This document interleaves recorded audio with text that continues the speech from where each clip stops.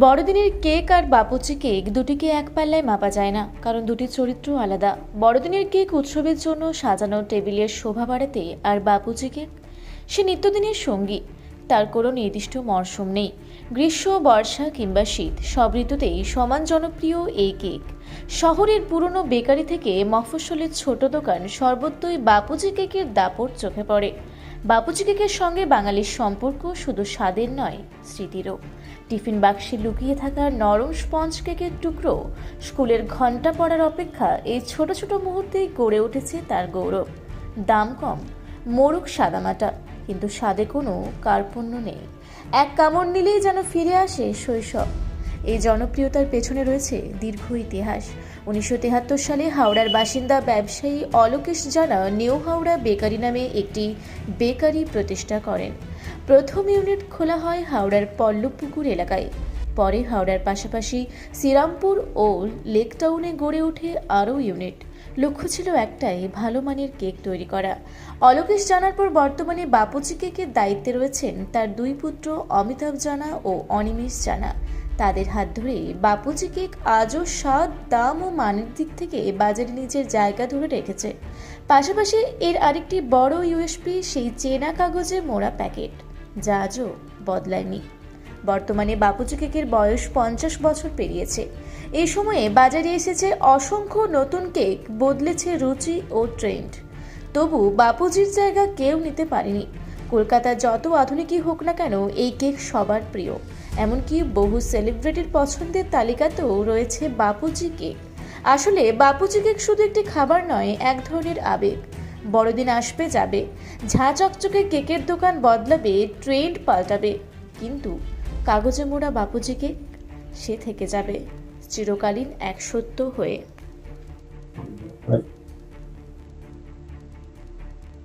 তারা তাদের যেটা পুরনো একটি কোম্পানি নাম করা, সেই জায়গায় এখন পর্যন্ত আপনার ছোট ছোট বিজনেসটা বলে দিন। 1973 সালে আমার ফাদার স্বর্গীয় অলোকেশ জানা মহাশয় এটা স্টার্ট করেছিল। 1973 অ্যাকচুয়ালি আমাদের রেজিস্ট্রেশন হয়, তারও 2-3 বছর আগে থেকে এটা শুরু। এখন আমরা মোটামুটি এখন হিসাব মতন আমরা এখন 52 বছরে চলছি। 52 কেন, প্লাস আরও 2 বছর আগে ধরলেও ধরা ঠিকই হবে। তো এই এত বছরের ইতিহাসে আমাদের একটা কেক কোম্পানি চলছে এবং এটা আছে। এর ইতিহাসের মধ্যে আস্তে আস্তে ছোটো ছোটো ছোটো ছোটো ছোটো আমরা ডিস্ট্রিবিউটারশিপে এটাকে বড় করেছি এবং বাবা চলাকালীন তারপরে আমরা চালিয়েছি এসছি এবং আমরা আশা করি আমাদের নেক্সট জেনারেশনও এটাকে ধরে রাখবে। মূলত আপনাদের এই থেকেই তো শুরু হচ্ছে। প্রথম আমাদের বেকারিতে তৈরি হয় প্রথম পাউরুটি, তারপরে হয় কেক, তারপরে আমরা তৈরি করি বিস্কিট।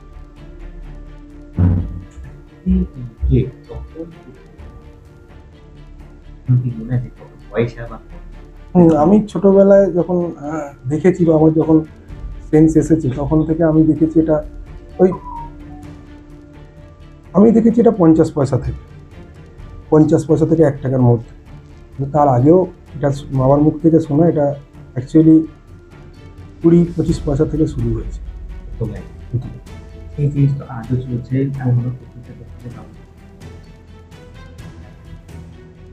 এর রহস্যটা এখন তো অনেক বিভিন্ন কোম্পানিতে এসেছে।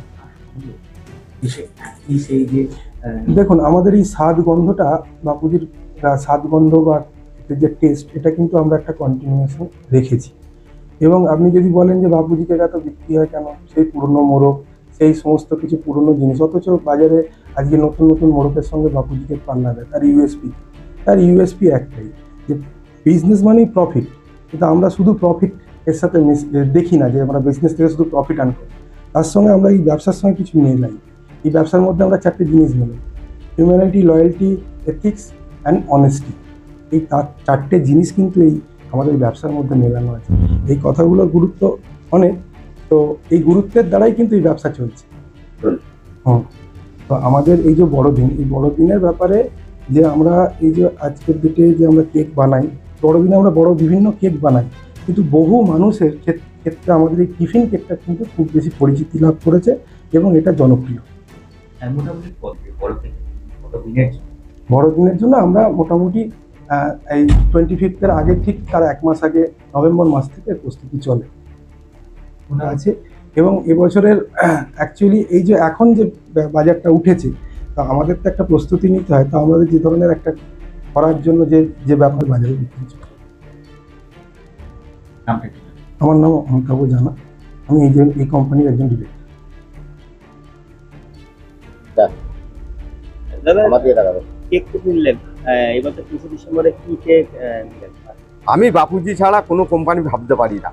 সব থেকে একদম খুব সুস্বাদু যেটা বলতে গেলে বাপুজি, কারণ এর কেকের টেস্টই আলাদা। ছোট থেকে আমরা ওনার মানে বাবার তৈরি করা যে টিফিন কেক ছিল সেই খেয়ে আমরা মানুষ হয়েছি, আমার ছেলেপুলেরাও সেই কেক খাচ্ছে।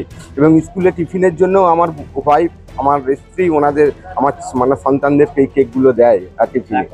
কিন্তু এখনো তারা বড় হয়ে গেল, আমার ছোট ছেলের বিয়ে হয়ে গেল কেক খেয়ে খেয়ে। কিন্তু এত মানে স্বাদ এই কেককে ভুলতে পারবো না। যারা খাবে, যারা খায় এই কেক, তারা এই কেক ছাড়া অন্য কেকে ভাবতে পারবে না। সারা বছর এই ছোট কেক তো আমি এই তো আজকে 24 তারিখ, এই আজকে 23 তারিখ, হ্যাঁ 23 তারিখ থেকে আজকে কেক কিনলাম, আবার 25 তারিখে কিনবো, আবার 30 তারিখে কিনবো। হ্যাঁ, এর এত কিশমিশ কাজু এতে দেওয়া থাকে ভরপুর একদম পুরো, আর এর স্বাদই আলাদা এবং দুধের ফ্লেভারটা খুব সুন্দর থাকে।